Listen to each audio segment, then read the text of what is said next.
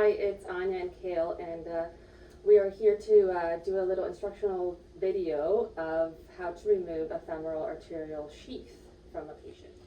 Prior to going into your patient's room, you must ensure you have an MD order to remove your femoral sheath. You have to verify the heparin dose that they received in the procedure. You have to review your blood work and ensure that you have an INR under 1.8 and a PTT under 100. You have to inform another RN on the unit that you are going to remove your patient's sheath and that they must be on call for assistance if needed. Also review your patient's vital signs to ensure they have a systolic pressure under 160 millimeters mercury.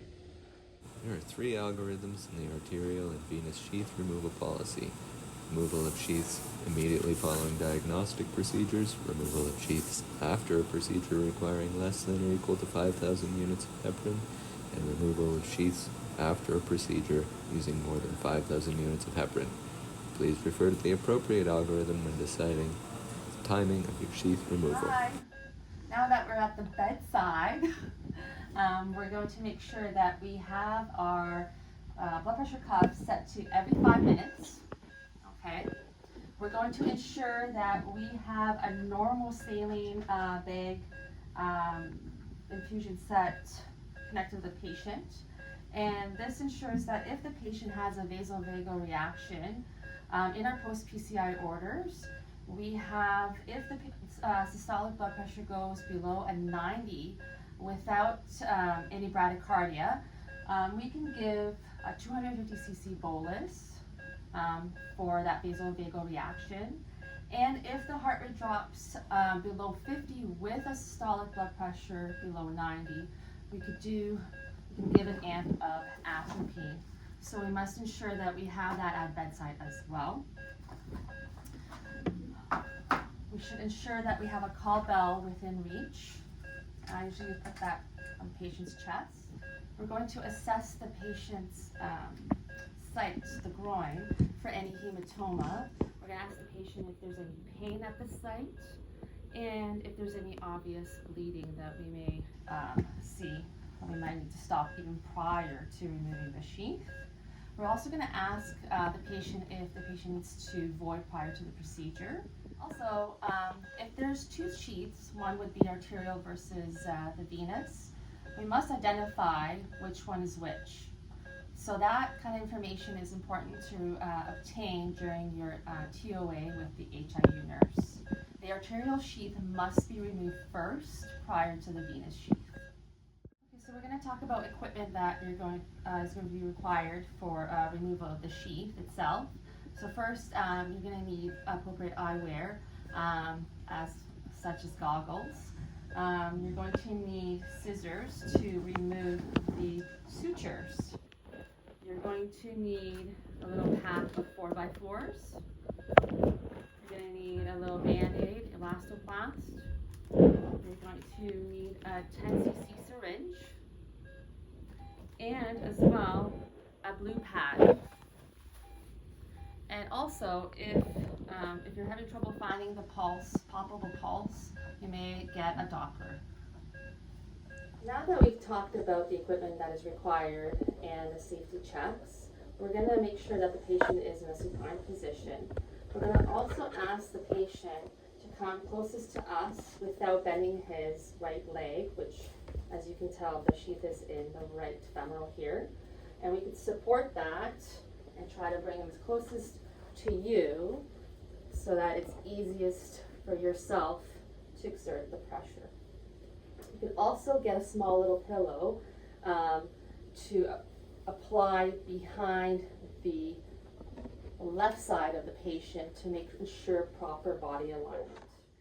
So now that we have the patient in the right position, we're going to wash our hands, put our goggles on, we're going to put some gloves on, and we're going to take our 10 cc syringe and we're going to connect it to the cordis.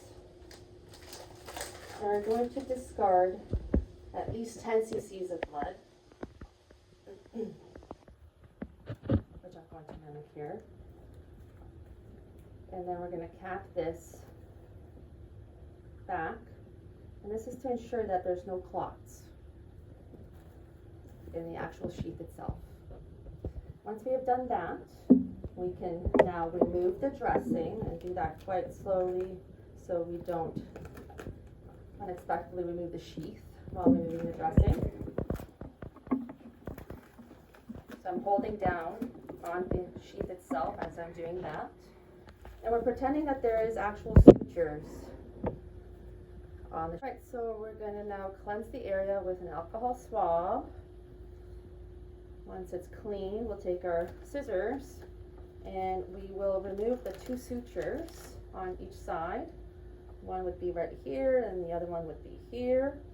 And once those are removed, we are going to now palpate for the pulse. So now we're going to palpate for the femoral pulse. And if you can't feel or palpate the pulse, grab a Doppler. And with the Doppler, I find it's easy as well to mark the actual pulse with a surgical marker. And then you'll know exactly where your pulse is, even if you move your hand off the pulse. So now we're going to grab our 4x4 gauze. We're also going to just let the patient know that there is going to be some significant pressure.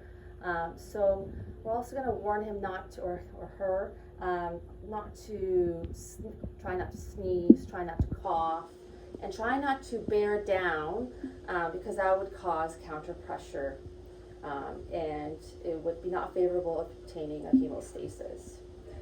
So once we know exactly where our pulse is, this is where we actually apply the manual pressure. And when we're applying the pressure onto the pulse, we're simultaneously removing the sheath. So pulse is here, sheath site is here, and now with 2 or 3 fingers, I'm going to now exert pressure on the pulse and then slowly removing the sheath. And once the sheath is now totally out, I'm going to now support with my right hand, or whatever your dominant hand is, over the 2 fingers or 3 fingers. As I'm holding pressure, I'm making sure to look at my vital signs to note that there's no any hypotension or bradycardia. And I'm also observing the actual site itself for any bleeding or hematoma. For the first 5 minutes, it is favorable to ask a second nurse to check your pedal pulses, for the reason to ensure that there's appropriate circulation to the limb. After the first 5 minutes, we can now slowly loosen some of the pressure. The whole entire time we're holding, ideal time is about 15 to 20 minutes. As the 15-minute mark is done, prior to just totally releasing pressure, try letting off some of the pressure and then again reassess your site for any hematoma or bleeding. So now that we're done at 15 to 20 minutes, we're going to remove the gauze. We're going to stand aside. We're going to assess the site for any potential hematoma or bleeding. If there's not any bleeding or hematoma, and again, palpate, not too vigorously, around the area to make sure that there's no hematoma, and there isn't any. If there was a hematoma or bleeding, I would apply immediate pressure back onto my pulse, and I would try to apply some pressure onto the hematoma wherever it may be evident. Also making sure that our hemodynamics are okay. At this point, if there is a hematoma, if there's some active bleeding, I would call for immediate help from another nurse. So let's go back to that there's no hematoma, there's good hemostasis, we have removed our gauze. We're going to now apply our Band-Aid, our elastoplast. onto the patient, right over the puncture site itself.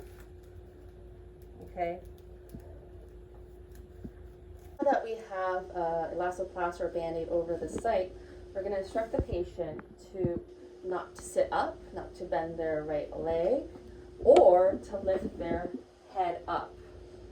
We're also going to ask them that in the event that they may need to sneeze or cough, to apply pressure onto the site itself, and then we can instruct that by showing the site with their own hand.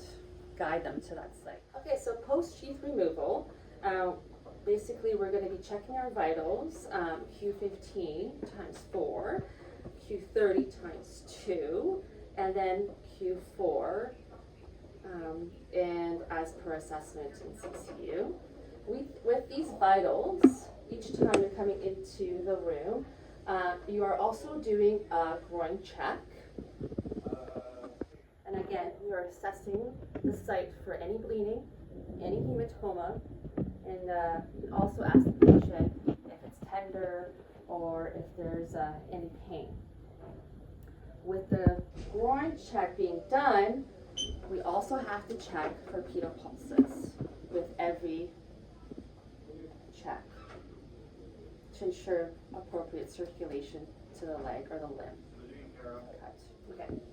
So we're also going to let the patient know that they are on bed rest for at least 3 hours, and the first ambulation must be with an RN to ensure that the groin does not bleed or there's no hematoma after standing up or sitting up.